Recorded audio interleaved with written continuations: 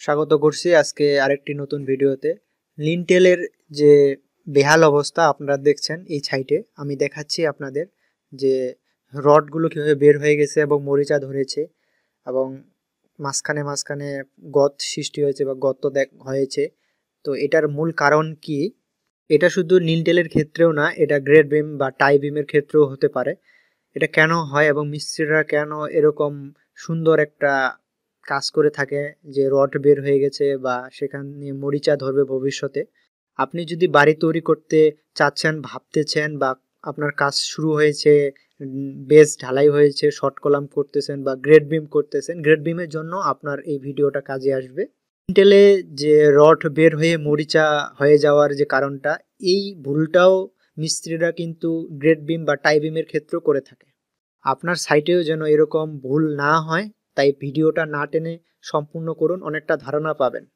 আপনি মালিক হয়ে ভাবতেছেন আমি তো ঠিক ওই মিস্ত্রিকে ভালো মানের সিমেন্ট, বালি এবং ভালো মিস্ত্রি দিয়ে কাজ করাচ্ছি, কিন্তু কেন এরকম করলো বা কেন এরকম করবে, আপনি এটা ভাবতেছেন।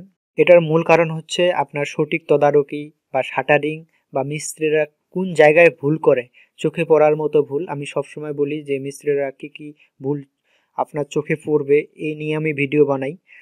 নিনটেল সবাই ভালোভাবে জানে বা এটা নিনটেল কি কাজ করে এটাও আমার পুরো ভিডিও আছে।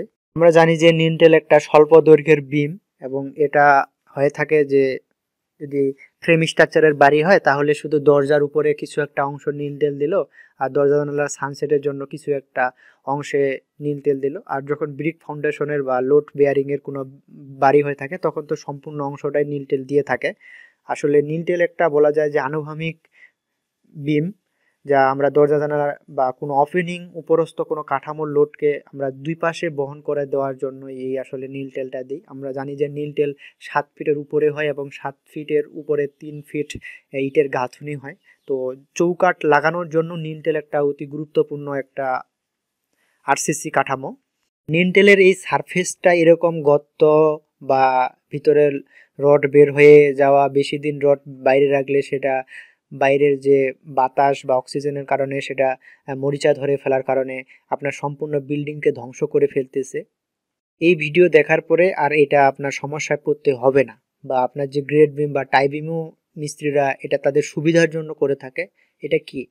এটা আসলে তারা যে দেখবেন যে তারা যখন শাটারিং করতেছে, আপনার গ্রেড বিমের ক্ষেত্রে বা টাই বিমের ক্ষেত্রে যদি আমি বলি, প্রথমত সেটা দিয়ে বোঝাই, তখন তারা কি করলো, শাটারিং করার পূর্বে যখন 10 ইঞ্চি গাঁথুনি করলো, গাঁথুনি করার পর দেখবেন যে ইটের উপরে লম্বা একটা কাঠ দিচ্ছে। সেটার কারণ হচ্ছে যে দুই পাশের কাঠকে ধরে রাখার জন্য, যে দুই পাশের যে শাটারিংটাকে ধরে রাখার জন্য, সেই ভিতরে যেখানে আপনি ঢালাই করবেন সেখানেই উনি আপনার একটা কাঠ ঢুকাই দিচ্ছে এবং এই কাঠ পচবে না।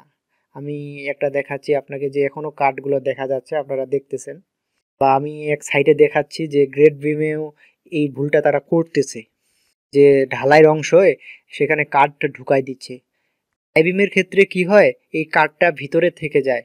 আর বা ইন্টেলের ক্ষেত্রেও এটা হয়ে থাকে যে কাঠটা ভিতরে থেকে যায়, গাঁথনের ভিতরে থেকে যায়, এটা পচতে থাকে কোনো এক সময় এবং এরপরে যদি কাঠের সাথে রড চলে যায় তখন সেই রডে মরিচা ধরে। আবার যখন আপনি কি করবেন, কোনো জায়গায় থাই লাগাবেন, বিশাল একটা ওপেনিং এর যে উপরস্থ দেয়ালকে যে সংযুক্ত করেছে, যখন আপনি পাবেন তখন দেখবেন যে সেই ফাঁকাটা থেকেই যাচ্ছে। এই যে আমি যেমনটা দেখাচ্ছি, আপনাদের আঙ্গুল দিয়ে দেখাচ্ছি, এটা থেকে যাবে। যখন আপনার এই অংশটা গাঁথুনি হবে না, এই অংশটা কি হবে, কোনো থাই হবে বা চৌকাঠ লাগানো হবে, বড় গেট লাগানো হবে কাঠের, তখনই এই ভুলটা আপনার চোখে পড়বে। এজন্য যখন তারা শাটারিং করবে, এখন যদি আপনার গেট বিম শাটারিং করতেছে বা টাই বিম শাটারিং করতেছে, নিনটেল শাটারিং করতেছে, যদি আপনি এই ভিডিওটা দেখে থাকেন মালিক হিসাবে, তাহলে মিস্ত্রিকে এটা সতর্ক করুন। আমরা যেহেতু দেয়ালকে মজবুত বা শক্তিশালী করার জন্যই কিন্তু নিনটেলটা দিয়ে থাকি, তাহলে কেন ভিতরে একটা কাঠ ঢুকায় সেই নিনটেলটাকে আমরা নষ্ট করব? আবার নিনটেলের যে সারফেসটা এটা গত গত হয়ে গেছে, এটা মূল কারণ আরেকটা, সেটা হচ্ছে যে শাটারিং। দেখবেন যে আপনি কম রেটের মিস্ত্রি লাগাচ্ছেন, উনি আপনার 1 ঘন্টার মধ্যে আপনার সেই শাটারিংটা খুলে ফেলবে। সেই নিনটেলের এখানকার শাটারিংটা খুলে ফেলে, এখানকার কাঠ খুলে ফেলে অন্য জায়গায় কাঠ লাগাবে বা শাটারিং লাগাবে, সেটা 1 ঘন্টার মধ্যেই করবে। এই যে একটা বিষয়, ভালোভাবে সেখানে জমাট বাঁধলো না, যে সিমেন্টের যে একটা রাসায়নিক ক্রিয়া, অল্প সময়ে যেটা জমাট সেটা বাঁধলো, কিন্তু দীর্ঘ সময়ে যে জমাট বাঁধানোর যে বিষয়টা সেটা আর সে নিলটেল পালো না। এর জন্যই কিন্তু সেখানে গর্ত গর্ত হয়ে থাকে। ফলে আপনি যখন প্লাস্টার করবেন তখন দেখবেন অনেক সিমেন্ট চলে গেছে, আবার সেই জায়গাটা ভালোভাবে ধরবেও না, সেটা তেরকমই থেকে যাবে। আর ড্রপ ওয়ালের জন্য যখন রড দিয়ে কেউ আবার সেখানে ডিল করে সেখানে রড ঢুকায় দেয়, এটাও একটা খারাপ জিনিস। আবার কি করে অনেক কলাম ফুটা করে সেখানে নিনটেলের রড ঢুকায় দেয়, এটা আরেকটা খারাপ জিনিস। মিস্ত্রিরা যে তাদের টাকা বাঁচানোর কারণে, তাদের সময় বাঁচানোর কারণে যে এসব ভুলগুলো করে থাকে, এসব ভুল তারা কেন করে জানি না। আসলে এই যে 1 ঘন্টা কাজ যে উনি করলো, বা 1 ঘন্টা কাজকে বাঁচানোর জন্য যে এই একটা কাজ করছে, এটা যে মালিকের কতটা একটা ক্ষতি করে যাচ্ছে এটা উনি ভাবতেছে না। এবং আপনি মালিক হয়ে যে সঠিক তদারকি করতেছেন না, এটা হচ্ছে আরেকটা ভুল। তো পূর্বে আমি যা বললাম যে আমার ভিডিওগুলো দেখুন নিয়মিত, আমি সম্পূর্ণ কনস্ট্রাকশনের চোখে পড়ার মতো ভুলগুলো আমি আপনাকে শেখাবো, বা আপনি জানতে পারবেন যে মিস্ত্রিরা কোথায় ভুল করতেছে, বা কোন জায়গাটাকে সমাধান করলে এখন সময় আছে আপনার সমাধান করতে পারবেন।